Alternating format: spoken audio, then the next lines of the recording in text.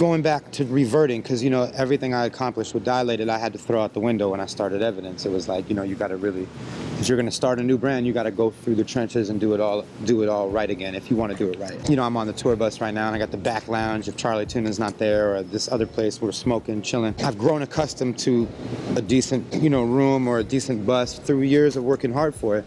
But with this, it was like in a van with Blueprint from Rhymesayers following the Atmosphere bus, a guarantee, and then it's up to me to pay for my rooms out of that. So we're staying at Motel 6 now and fucked up places and Super 8s and Super 27s and whatever the fuck they're called. Things I hadn't done in a long time. It was just a trip to be like, okay, I'm choosing to put myself here, and can I maintain the attitude of somebody who really is genuinely going through this for the first time, loving this. How do I retrain myself to love this? And I figured it out. So it's, now that I'm back on the bus, this is like so easy again, because I've been in the grind these last couple of years doing the real independent shit, which is why I think I had success there, because I went to the merch table, I shook the hands of the people in line and did all that stuff that I was happy to do in 98 and 2001. It was humbling, but it also made me focus on my craft and made me focus on different things, and applied all of that to this Dilated album. Like, this Dilated album sits to me with My Cats and Dogs, or this Dilated album sits to me with Weatherman. Like, I made sure, my third of the record, that I was gonna make sure that we got to that point. So like, I love Dilated, my past work. It just feels like another life to me, because we were a group from putting out records from 2000 to 2006, and then from 2007 to 2014, I mean, I've been doing solo, so I've literally been doing solo shit just as long as I was in a group, you know? And so like, be able to bring all of that back to this learning experience of this record, you know, I value what I brought to the table here. And I think it was dope how Rocka really killed this record and listened to ideas I might have had about how he could say something, or how, yo, I heard you saying this like this earlier when you were sitting down. Maybe we should try you sitting down while you record it. You know, things like that. I can't teach him how to rap. He kills it already. I don't need to do that. But things that I would do for new artists who would come over. To me, I felt like I've been doing a lot of work with like Vince Staples and Aston and Fashion and Blue and all these dudes, and I just felt like I didn't want Dilated album to be something I wouldn't want to play when I'm showing everybody my new shit, when I'm hanging out with Alchemist and Rock Marcy and Earl and all these, they're having these listening sessions. I don't want to just play something new I'm doing and be like the Dilated, oh, this is for our old fans who get it. Like, no, I want to be able to play the new album right in the same batch of everything I'm doing. So I feel like it came out like that. So I'm pretty excited to be promoting it. It doesn't feel like it work as much because I believe in what I'm doing, you know, and that's maybe an artist on a label, you know, they're forced to make a couple records, or they love their album but they don't love their single, so it's not as fun for them to promote a fake message because they don't feel like the single represents what the album has to offer. We're not going through any of that right now. We're on Rhymesayers, put out a premiere record first, and a joint with Aloe.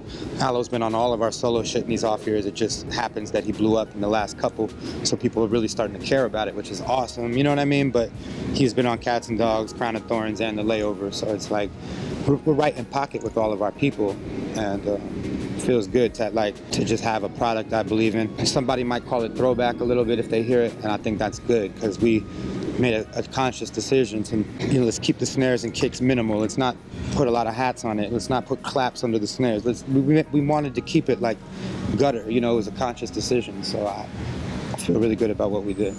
For me, moving forward,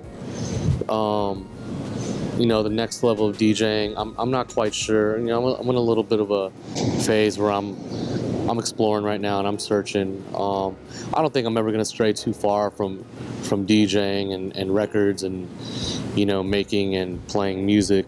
I think it's always going to be the foundation of what I do. But, you know, over the years, I have gravitated to visual arts. I'm intrigued by photography and videography. You know, just design in general. Right now, I'm really focused on the Dilated record. Obviously, I'm focused on this Beat Junkie record pool and new website we got going. But I'm also still making beats and I'm still producing. Duck Season 4 is going to be coming out sooner than later. You know, as well as, you know, the continuation of my instrumental album series, the beat tape series. You know, I'll have the next volume of that coming out soon. I can't really think past working this newest Dilated LP. You know, something that really just was a long time coming, and I think, you know, all three of us really put our our souls and our hearts into. So right now I'm still kind of just focused on Dilated directors of photography right now. I want to, to me it's arguably our best work that we've done, and I just really want to see it get its full shine. And in the meantime, I'll work on my little side projects and keep doing work with Beat Junkies, keep DJing, keep making beats. I don't really have a plan B, so I'm gonna just keep putting my head down and working at my craft and keep doing it. What we accomplished with our group was so dope and so major, and then have to get out there and, all right, now I don't have a hype man anymore. Now I don't have to do 1.5 verses, I gotta do all three hooks. Still gotta move, cover the whole stage. How do I do this? It was tough for me to figure that out when you come from a group where the person rocking with you knows you so well. Anytime you get low, they boom, catch that, and vice versa. We don't miss a word, Dilated, like never. You know what I mean? Because it's like we've done it so many times. We literally know. A lot of rappers, like they sense this shit's going, it goes out, then the other dude goes, shit, you missed a line, and then they both say the next line. Like, I hate that. You know what I mean? Like, we don't do that. It's just something that's come with time. So for me to get out there solo and try to start all of this shit again was a big uphill climb. And when I saw you, I was touring with Little Brother. They gave me the first opportunity to go out solo. That shit was hard for me, As time went on, I started to figure it out. So I'd probably say my biggest accomplishment was touring with Atmosphere solo because of the size venues that we were doing, that I literally had to go out there and rock Red Rocks 10,000 by myself. You know what I mean? And that shit is just crazy. The Dilated thing is so rewarding, but that was like a different kind of reward, saying that I could do it. Just testing my abilities. Can I do it? I always wondered. And when I got to that Atmosphere tour and finished it, it was a big confidence booster. Like, yo, if I did that, I could literally do any stage, anywhere. It doesn't matter anymore. You have somebody that run on stage, fix it. I've seen people run over, fix a drum real quick while they're still drumming, or plug in a wire to fix something for a guitar player and run off. That's how it appeared. So when he came over to me, he's yelling in my ear, but I gotta still be on point for the intro. And it's sold out every night. So, playing an arena, I've never done arena tours. To see him coming, I'm still thinking that's some sound guy or whatever. And he's going, and I go, huh? And he just stole on me. I think I kind of did it backwards, but then after a while of just getting my name out there, it's like, where am I going with this? Because I always set goals for myself. Like when I moved to New York, I got to spread my name out. Okay, I did that. Now I'm in the game, they know me. What do I want to do with it?